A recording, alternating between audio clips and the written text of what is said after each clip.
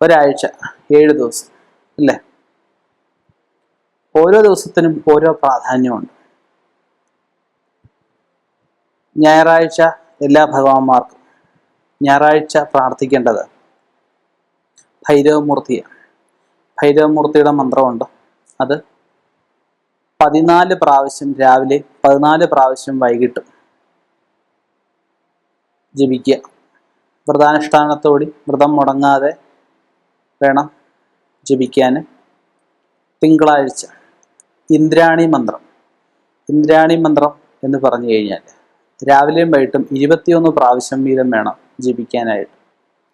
ഈ ദിവസം നമ്മൾ ഫലമൂലാദികൾ, പാല് ഇങ്ങനെയുള്ളവ കഴിച്ചു വേണം ആചരിക്കാൻ.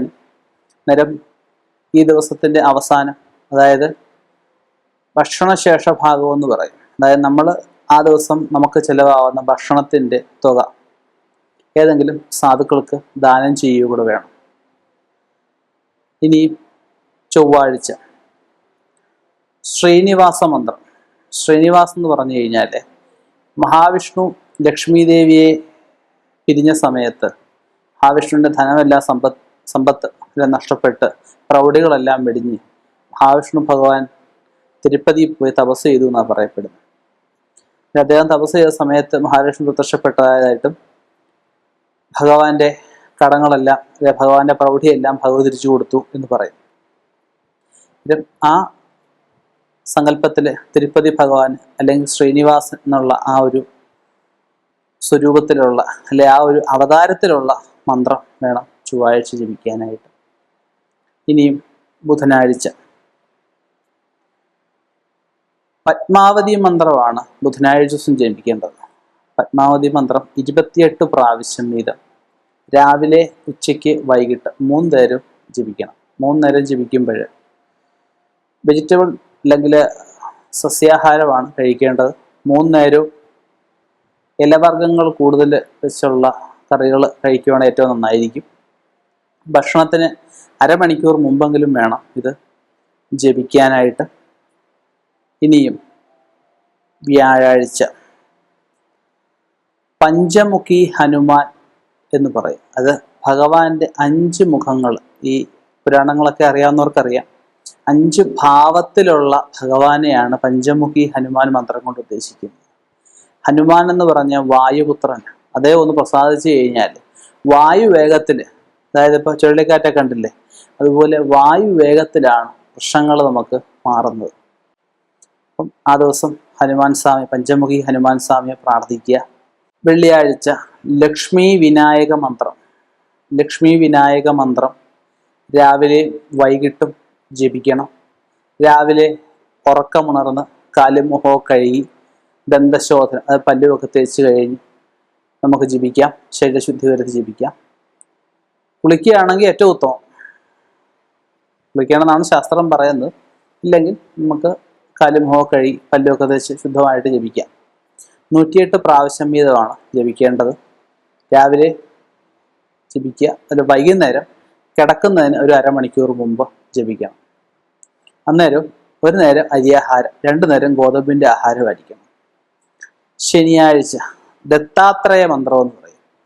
ദത്താത്രേയമൂർത്തി എന്ന് പറഞ്ഞു കഴിഞ്ഞാൽ ക്ഷിപ്രകോപിയും ക്ഷിപ്രപ്രസാദിയാണ്. പെട്ടെന്ന് പ്രസാദിക്കും.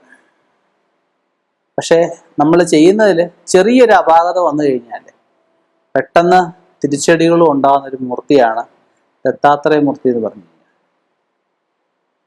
ഇത് 7 ദിവസം വിധിയാമണ്ണം കർമ്മങ്ങൾ പിഴവുകൾ മറ്റൊന്നും കൂടാതെ ജപിക്കുകയാണെങ്കിൽ നമുക്ക് ഈ പറഞ്ഞതുപോലെ തന്നെ നല്ല രീതിയിൽ സമ്പത്ത് കൈവരിക്കാൻ പറ്റുന്നതാണ്. മാസത്തിൽ 7 ദിവസം വെച്ച് 7 മാസമായിട്ട് ആചരിക്കാം, 7 വർഷമായിട്ടും ആചരിക്കാം. അതുപോലെ ഇത് ചെയ്യുമ്പോഴും നല്ല ഈശ്വരവിശ്വാസത്തോടെ സംശയദൃഷ്ടിയില്ലാതെ അറിയാവുന്ന, അതായത് മന്ത്രസിദ്ധി ലഭിച്ച ആചാര്യന്മാരിൽ നിന്നും ഉപദേശം കൂടെ വാങ്ങിയിട്ട് വേണം ഇത് ജപിക്കാൻ. പുസ്തകം വാങ്ങിച്ച് പഠിച്ച ഒരുപാട് ആചാര്യന്മാരുണ്ട്. അവരിൽ നിന്നൊക്കെ ഉപദേശം വാങ്ങിച്ചു കഴിഞ്ഞാൽ ഒരു കാര്യവുമില്ല. പിന്നെ ഇതിലെ ഒരു പ്രധാന ഘടകമാണ് അക്ഷരസ്ഫുടത. അക്ഷരസ്ഫുടത, ഒരക്ഷരം മാറിക്കഴിഞ്ഞാൽ സ്ഫുടത മാറി, ആ മന്ത്രത്തിൻ്റെ അവസ്ഥയെ മാറി. കുബേരൻ്റെ കാര്യമായാലും ഈ രാവണന്റെ അനിയനുണ്ട്, അല്ലെ രാവണ സഹോദരനുണ്ട്, കുംഭകർണന്റെ കാര്യമായാലും പുരാണങ്ങളിലെ മറ്റുള്ള എല്ലാ കഥാപാത്രങ്ങളുടെ കാര്യങ്ങൾ എടുത്താലും ഒരക്ഷരം മാറിക്കഴിഞ്ഞു കഴിഞ്ഞാൽ അവസ്ഥ മാറി.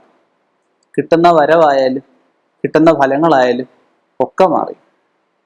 അപ്പം അക്ഷരസ്ഫുടതയോടി ജപിക്കുക.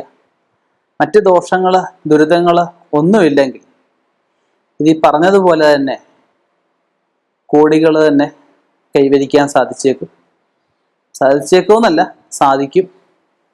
മറ്റ് ദോഷങ്ങളൊന്നും ഇല്ലാന്ന് കൂടി ഉറപ്പുവരുത്തുക.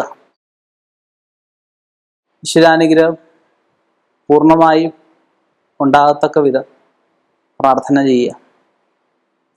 എല്ലാവരെയും ഈശ്വരൻ അനുഗ്രഹിക്കട്ടെ. ഇനിയും ഇതുപോലെയുള്ള വ്യത്യസ്തമാർന്ന മന്ത്രങ്ങളും ആചരണ രീതികളുമായി കാണാം എന്ന ശുഭപ്രതീക്ഷയും. നന്ദി, നമസ്കാരം.